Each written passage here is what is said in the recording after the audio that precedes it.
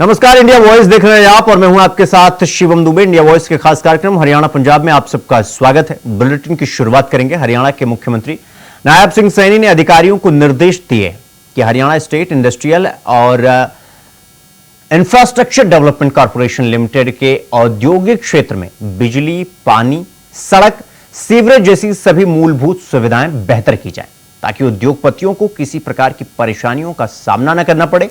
उन्होंने हरियाणा शहरी विकास प्राधिकरण यानी HSIDC को स्थानांतरित किया है।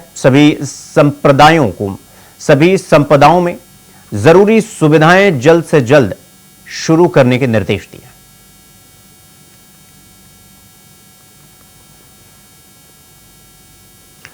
तो वहीं हरियाणा के मुख्यमंत्री नायब सिंह सैनी रविवार को चंडीगढ़ में वन्य और वन्यजीव विभाग की समीक्षा बैठक की। साथ ही उन्होंने ये कहा कि जल्द ही वन मित्र स्कीम के तहत वन मित्र की भर्ती की जाएगी, जिनको पौधों की देखभाल करने के लिए नियुक्त किया जाएगा। उन्होंने अधिकारियों को निर्देश दिए कि वन विभाग ने वन क्षेत्र में पहले से लगे हुए हर वर्ष पौधारोपण अभियान के तहत लगाए जाने वाले पौधों की ड्रोन से नियमित मैपिंग की जाए।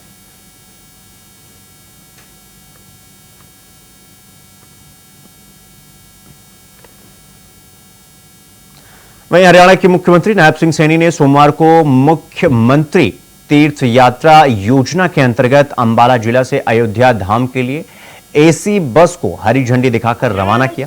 इस बस में 38 तीर्थ यात्री सवार थे जो अयोध्या जाएंगे और श्री राम मंदिर के दर्शन करेंगे। देखिए, हम सब के लिए बड़े सौभाग्य की बात है कि आज इस मां अंबा की भूमि, पवित्र भूमि से भगवान श्री राम के दर्शन करने के लिए एक जत्थे को यहाँ से रवाना किया गया है। उसको झंडी दे करके भगवान श्री राम के भव्य दर्शन करने के लिए यहाँ से हमारे इस पवित्र भूमि अंबाला से एक जत्था गया है। मैं उन सबको बहुत बहुत बधाई और शुभकामनाएं देता हूँ। इतने लंबे समय के बाद भगवान श्री राम का भव्य और दिव्य मंदिर हम सबको मिला है। हम सब के लिए परम सौभाग्य की बात है। मैं सभी श्रद्धालुओं को बहुत बहुत शुभकामनाएं और बधाई देता हूं जो भगवान श्री राम के दर्शन करने के लिए गए हैं। उनकी यात्रा सुखमय और मंगलमय हो, ऐसी परमपिता भगवान श्री राम से प्रार्थना करता हूं। अगली खबर अंबाला से है, जहां मुख्यमंत्री नायब सिंह सैनी ने मुख्यमंत्री तीर्थ यात्री योजना के अंतर्गत अयोध्या के लिए बस रवाना की। मुख्यमंत्री ने बस को हरी झंडी दिखाकर रवाना किया। इस दौरान लोगों ने मुख्यमंत्री का धन्यवाद किया और यह कहा कि ऐसे मुख्यमंत्री और प्रधानमंत्री हर देश को मिले। इस दौरान मुख्यमंत्री नायब सिंह सैनी ने सभी श्रद्धालुओं को तीर्थ यात्रा की बधाई और शुभकामनाएं दी और साथ ही उन्होंने कहा कि अंबाला मां अंबा की नगरी है, वहां से श्रद्धालु राम मंदिर दर्शन के लिए जा रहे हैं। बहुत खुशी की बात है, वो उनकी अच्छी यात्रा की कामना करते हैं। बड़े सौभाग्य की बात है कि आज इस मां अंबा की भूमि, पवित्र भूमि से भगवान श्री राम के दर्शन करने के लिए एक जत्थे को यहाँ से रवाना किया गया है। उसको झंडी दे करके भगवान श्री राम के भव्य दर्शन करने के लिए यहाँ से हमारे इस पवित्र भूमि अंबाला से एक जत्था गया है। मैं उन सबको बहुत बहुत बधाई और शुभकामनाएं देता हूँ। इतने लंबे समय के बाद भगवान श्री राम का भव्य और दिव्य मंदिर हम सबको मिला है। हम सब के लिए परम सौभाग्य की बात है। मैं सभी श्रद्धालुओं को बहुत बहुत शुभकामनाएं और बधाई देता हूं। अब एक हफ्ते पहले हमें फोन मिला कि भी आपका नाम सिलेक्ट हो गया है और आप यात्रा के लिए तैयार रहना, तो हमारे तो जैसे सपने थे साकार हो गए। रामलला के दर्शन कौन नहीं करना चाहेगा। तो हम ऐसे मुख्यमंत्री और ऐसे अपने PM साहब मेरे सारे मुल्कों को दे ताकि हरों का अपना संस्कार मिले और हर एक को अपना बढ़िया मुख्यमंत्री और CM और PM मिले। तो हरियाणा प्रदेश ने बिजली उत्पादन के क्षेत्र में आत्मनिर्भरता की एक और अन्य महत्वपूर्ण कदम बढ़ा लिया है। आपको बता दें कि हरियाणा के मुख्यमंत्री नायब सिंह सैनी ने Rajiv Gandhi thermal power plant Khedar Hisar में 7,250 करोड़ की लागत से 800 मेगावाट की अतिरिक्त ultra super critical thermal power unit स्थापित करने की घोषणा कर दी है। इससे हरियाणा प्रदेश बिजली उत्पादन के मामले में शीघ्र ही आत्मनिर्भर हो सकेगा।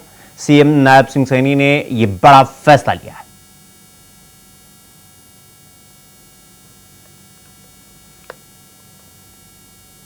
अगली खबर पंजाब से है, जहां मुख्यमंत्री भगवंत मान ने यह कहा कि नौकरी के लिए किसी तरह का पैसा नहीं देना पड़ेगा। पंजाब के सभी जिलों में एक सीएम सहायता केंद्र खोला जाएगा, जिसमें अधिकारी बैठेंगे और विधायक भी वहां पर काम लेकर आएंगे, और अगर जिला स्तर का काम होगा तो वहीं होगा, अन्यथा जहां संबंध रखता होगा वहां भेज दिया जाएगा काम को। सीएम ऑफिस ਦੇ ਵਿੱਚ ਸੈਕਟਰੀਏਟ ਦੇ ਵਿੱਚ ਸਾਰੇ ਡਿਪਟੀ ਕਮਿਸ਼ਨਰ ਸਾਰੇ ਮਹਿਕਮਿਆਂ ਦੇ ਸੈਕਟਰੀ ਤੇ ਜਿੰਨੇ ਵੀ ਵੱਡੇ ਵੱਡੇ ਅਫਸਰ ਨੇ ਸਾਰਿਆਂ ਨੂੰ ਬੁਲਾਇਆ ਗਿਆ, ਕਿਉਂਕਿ ਇਲੈਕਸ਼ਨ ਕੋਡ 3 ਮਹੀਨੇ ਤੋਂ ਜ਼ਿਆਦਾ ਹੋ ਗਿਆ ਲੱਗੇ ਨੂੰ। 16 ਮਾਰਚ ਨੂੰ ਇਲੈਕਸ਼ਨ ਕੋਡ ਲੱਗਿਆ ਸੀ, ਜਦੋਂ ਦੇਸ਼ ਦੇ ਵਿੱਚ ਲੋਕ ਸਭਾ ਦੀ इलेक्शन डिक्लेयर हुई सी। अप्रैल मई जून 3 महीनों तो उपर हो गया। जो इलेक्शन कोड लगे तो वो सारे काम रुक जाते हैं, विकास के सारे काम रुक जाते हैं। सो अज सारे डिप्टी कमिश्नर को बुलाया गया कि जिन्ने भी पेंडिंग काम सी, जो कि आम आदमी पार्टी का साडी सरकार का वादा सी, जिहदे भावें हो डोर टू डोर कणक की डिलीवरी होवे, भावें हो नौकरियां देने का सिलसिला होवे, भावें हो शहीद फौजी जवानों नूं जो ड्यूटी दौरान शहीद होए उन्होंने मान सन्मान, उन्होंने आर्थिक सहायता का मामला होवे, तो सारे काम जिहड़े ने वो जल्दी तो जल्दी दोबारा शुरू करके तो उन्होंने नेपरे चाढ़न लई सख्त हुक्म दिए गए हैं, सख्त हिदायतां दित्तियां गईयां ने। रुक करेंगे अगली खबर की ओर। अगली खबर कुरुक्षेत्र से है, जहां सूबे के मुखिया नायब सिंह सैनी ने बड़ा बयान देते हुए कहा कि आगामी विधानसभा चुनाव तीसरी बार प्रधानमंत्री मोदी के नेतृत्व में भारतीय जनता पार्टी जीत दर्ज करेगी, क्योंकि कांग्रेस ने झूठ बोलकर दुष्प्रचार कर लोगों के बीच भ्रम फैलाया कि मोदी तीसरी बार प्रधानमंत्री बने तो संविधान बदलने के साथ ही आरक्षण को समाप्त कर देंगे और आरक्षण समाप्त हो जाएगा। अब इसका पर्दाफाश किया जाएगा। उन्होंने कहा कि लोकसभा चुनाव में कांग्रेस ने भाजपा से ज्यादा वोट लिया, लेकिन समीकरणों में सीटों में कुछ कमी जरूर हुई है। अब कार्यकर्ता मजबूती से काम करेंगे ताकि विधानसभा चुनाव में कोई कमी न रह जाए। कांग्रेस से ज्यादा वोट लिया है, कई बार समीकरण बन जाते हैं, समीकरणों के अंदर हमारी सीटें कम हो गई हैं पिछले 2019 के चुनाव की बाबत, परंतु हमारा कार्यकर्ता मजबूती से और कांग्रेस के उस झूठ को जो लगातार वो फैलाने का काम कर रहा है और झूठ बोल करके लोगों के बीच में वो गुमराह की स्थिति पैदा करता है कि इस प्रकार का भ्रम फैलाया गया कि अगर मोदी जी तीसरी बार प्रधानमंत्री बनेंगे तो संविधान आरक्षण को खत्म कर देंगे। इस प्रकार का झूठ बोल करके उन्होंने वोट लेने का काम किया, परंतु जो मोदी जी ने पिछले 10 वर्षों में काम किए हैं, हम उन कामों के बल के ऊपर लोगों के बीच में जाकर के उस झूठ का पर्दाफाश करने का काम करेंगे। तो बुलेटिन में रुकेंगे एक छोटे से ब्रेक के लिए। खबरों का सिलसिला जारी है, फौरन लौट रहे हैं। ब्रेक के बाद एक बार फिर आप सबका स्वागत है मेरे साथ। रुक करेंगे अगली खबर की ओर। जननायक जनता पार्टी यानी जेजेपी के पूर्व प्रधान महासचिव दिग्विजय सिंह चौटाला का बड़ा बयान सामने आया है। इसमें दिग्विजय सिंह चौटाला ने यह कहा कि लोकसभा चुनाव में बीजेपी के विरोध के चलते हरियाणा में जननायक जनता पार्टी को नुकसान पहुंचा है। लोकसभा चुनाव में भाजपा के साथ साथ जननायक जनता पार्टी को भी विरोध झेलना पड़ा। हरियाणा में अगले हफ्ते तक कार्यकारिणी का गठन किया जाएगा। इसके आगे उन्होंने ये कहा कि इससे पहले जेजेपी यानी जननायक जनता पार्टी के राष्ट्रीय अध्यक्ष डॉक्टर अजय सिंह चौटाला ने कार्यकारिणी को भंग किया था और एक बार फिर से हरियाणा में मजबूत संगठन खड़ा करेंगे। दिग्विजय सिंह चौटाला आज सिरसा में अपने निवास पर कार्यकर्ताओं से मुलाकात करने के बाद मीडिया से रूबरू हो रहे थे। साथ ही उन्होंने कहा कि हरियाणा में विधानसभा चुनाव के लिए जेजेपी तैयार है। प्रदेश में हर जगह जेजेपी के नेता जाएंगे और किसी वजह से कोई नाराज है तो उससे माफी मांगकर उसको मनाया जाएगा। मैं बुला लेता हूं।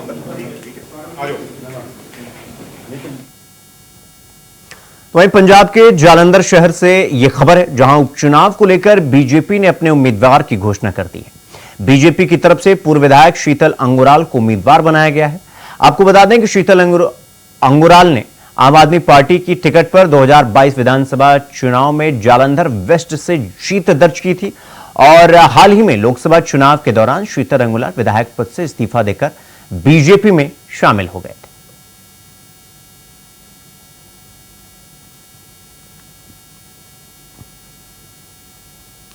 खबर जालंधर से है, जहां एनआरआई परिवार के साथ हिमाचल में हुई मारपीट के मामले में जालंधर से एमपी चरणजीत सिंह चन्नी ने हिमाचल के सीएम सुखविंदर सिंह सुक्खू को फोन कर शिकायत दर्ज करवाई है और कंगना के बारे में भी शिकायत दर्ज करवाई। साथ ही उन्होंने ये कहा कि भारतीय जनता पार्टी नफरत फैला रही है। इस मामले में जल्द से जल्द कार्रवाई की जाए।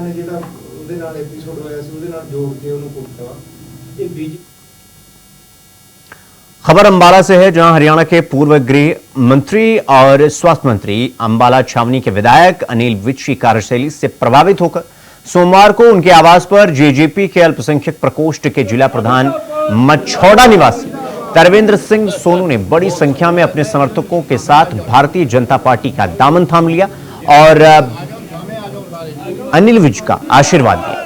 साथ में आपको बता दें कि विज ने सभी को भारतीय जनता पार्टी का पटका पहनाकर उनका पार्टी में तहे दिल से स्वागत किया।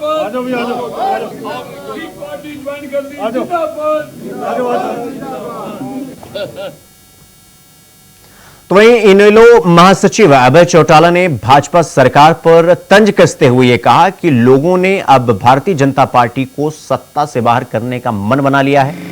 उन्होंने कहा कि अगर इंडिया गठबंधन इनेलो को शामिल करता तो आज 10 की 10 सीटें हम जीत जाते। भूपेंद्र हुड्डा द्वारा की जा रही घोषणाओं पर अभय चौटाला ने सवाल खड़े करते हुए कहा कि हुड्डा जब 10 साल मुख्यमंत्री थे तो कहां चले गए थे, कहां मर गए। फैसला कर रखा था कि हमने लोकसभा का जो चुनाव था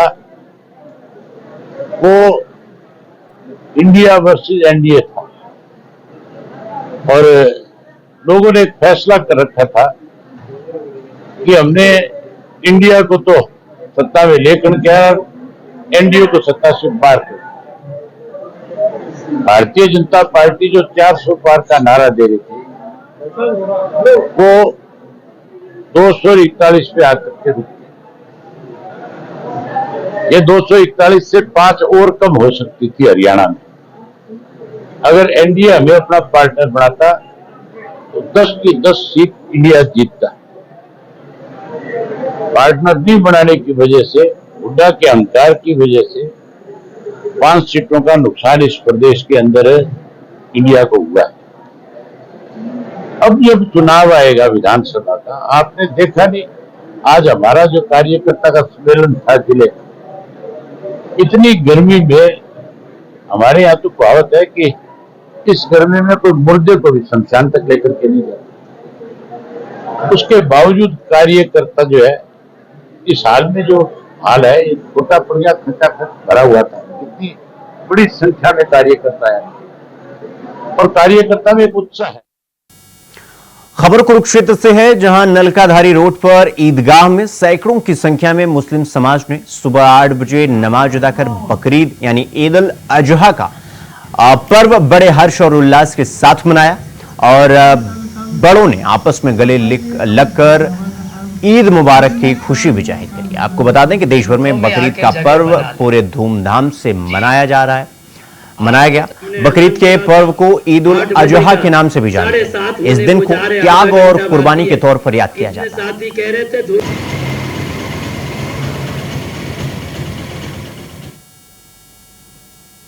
खबर रोहतक से है, जहां प्रदेश में बढ़ रहे जल संकट को लेकर जय हिंद सेना प्रमुख डॉक्टर नवीन जय हिंद ने बीते सोमवार को रोहतक में तंबू में प्रेस कॉन्फ्रेंस कर यह बताया कि किस तरह से हरियाणा, दिल्ली, हिमाचल में पीने के पानी की कमी का संकट आया हुआ है।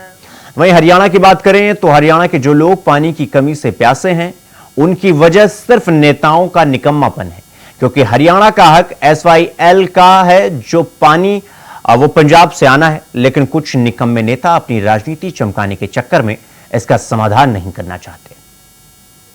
गांव से भी, शहर से भी, अलग अलग जगह से फोन आ रहे हैं। पानी की इतनी ज्यादा किल्लत है और पानी के ऊपर जो संग्राम छिड़ा हुआ है, आप सब लोगों को पता होगा कि दिल्ली में भी लोग पानी से पैसे मर रहे हैं, हरियाणा के लोग भी पानी से पैसे मर रहे हैं। अभी खबर आई थी कि हिमाचल में भी पानी की समस्या हो रही है। तो हरियाणा के जो लोगों की बात है, पहली बात मैं आपको बताऊं कि हरियाणा के जो लोग प्यासे मर रहे हैं वो हरियाणा के नेताओं के निकम्मेपन की वजह से, क्योंकि हरियाणा का जो पानी है, SYL का जो पानी है, उसको पंजाब सरकार पानी नहीं दे रही है। पंजाब बरत रहा है उस पानी को। पंजाब से पानी पाकिस्तान जा रहा है, लेकिन हरियाणा को पानी नहीं दिया जा रहा है। और ये मेरा कोई फैसला नहीं है, ये फैसला सुप्रीम कोर्ट का है। और सुप्रीम कोर्ट बार बार कह चुका है कि हरियाणा का जो पानी है, SYL नहर का जो निर्माण है, वो पंजाब सरकार करवाए। खबरों में आगे बढ़ेंगे। अगली खबर अंबाला से है, जहां कांग्रेस नेता चित्रा सरवारा ने पिछली बार अंबाला में आई बाढ़ पर हरियाणा की भारतीय जनता पार्टी की सरकार और प्रशासनिक अधिकारियों से सवाल करते हुए कहा कि इस बार हरियाणा सरकार ने बाढ़ से निपटने के लिए क्या तैयारी की है। आगे उन्होंने यह कहा कि हरियाणा सरकार ने पिछली बार हुए नुकसान पर किस किस को कितना कितना मुआवजा दिया है, इस बारे में भी सरकार श्वेत पत्र जारी करे। के बाद अंबाला आज पानी से त्रस्त है, चाहे वो आने वाली संभावित बाढ़ का डर हो या शहर में बनी हुई अलग अलग इलाकों में सूखे जैसी स्थिति। दोनों बातों पर प्रशासन और सरकार से हमारे कुछ सवाल हैं, कुछ सुझाव हैं। पहले अगर बाढ़ की बात करें, पिछले साल बहुत भारी नुकसान उठाया गया, इंडस्ट्री से लेकर घर घर में क्षति हुई थी और अंबाला को बाढ़ग्रस्त घोषित किया गया था। लेकिन आज तक ये नहीं पता चला उस बाढ़ग्रस्त घोषित होने के बाद कितनी राशि अंबाला के लिए मुहैया कराई गई थी और उसका हुआ क्या है। उसमें से कितनी राशि से आपने डैम बनाना था, खुदाई करनी थी, सफाई करनी थी, क्या वो टेंडर लग चुके, क्या वो काम हो चुके, कितने पूरे हुए हैं और बाकी कब तक हो जाएंगे। और दूसरी बात, बची हुई राशि जिससे लोगों को मुआवजे मिलने थे, जिसके लिए पहले सरकार ने फॉर्म भरवाए, फिर पोर्टल से काम करवाया था, उस राशि का क्या हुआ। इंडस्ट्रियल एरिया को ठीक रखने के लिए क्या तैयारी करी गई है, लोगों की रिहायशें और छोटे छोटे घर बचाने के लिए सरकार की क्या तैयारी है।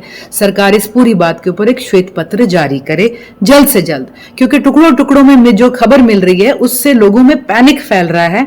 आज लोगों को समझ नहीं आ रहा कहां जाएं, किससे बात करें। तो सरकार एक, मैं समझती हूँ, वॉर रूम क्रिएट करते हुए पहले जवाब दे, लोगों के सुझाव ले और उसके बाद आगे उसके अंदर काम करे, और वो भी वॉर फुटिंग्स के ऊपर।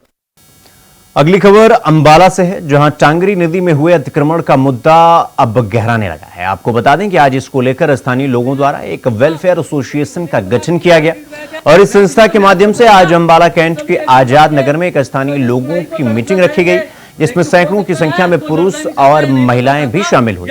इस मीटिंग में बाढ़ से बचाव के लिए बात रखी गई और प्रशासन को कैसे जगाना है, इस मुद्दे पर भी बातचीत की गई।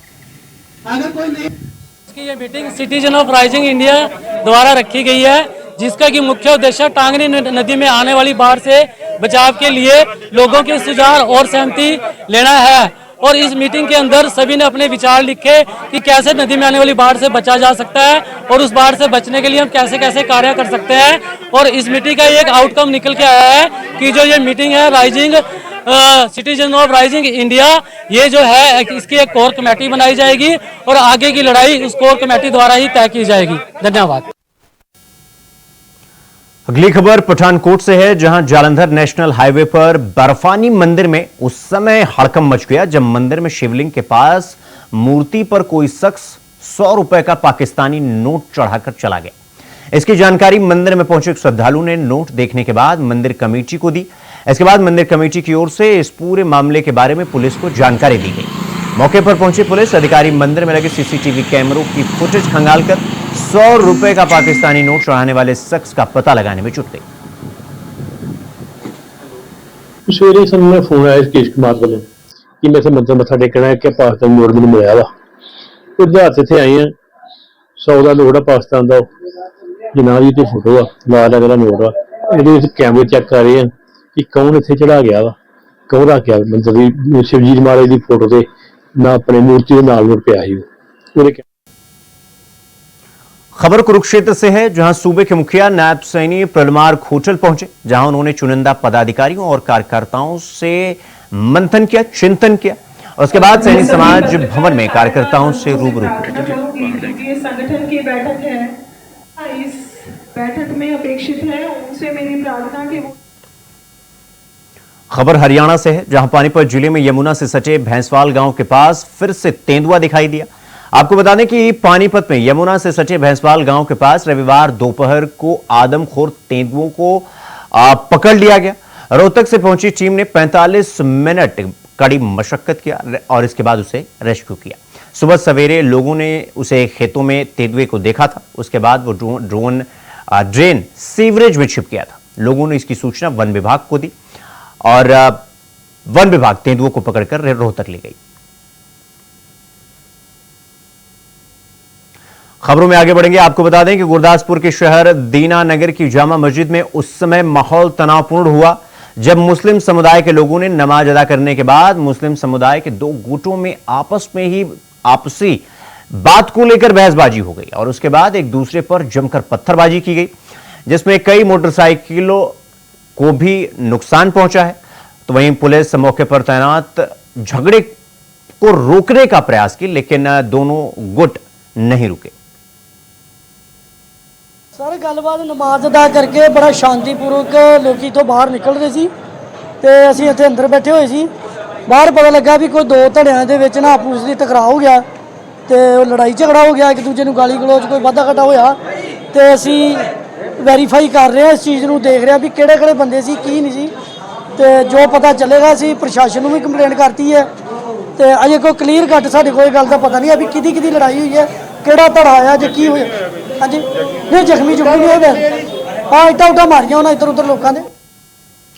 तो हरियाणा पंजाब में फिलहाल अभी के लिए बस इतना ही। देश और दुनिया की तमाम खबरों को देखने के लिए देखते रहिए न्यूज़। नमस्कार।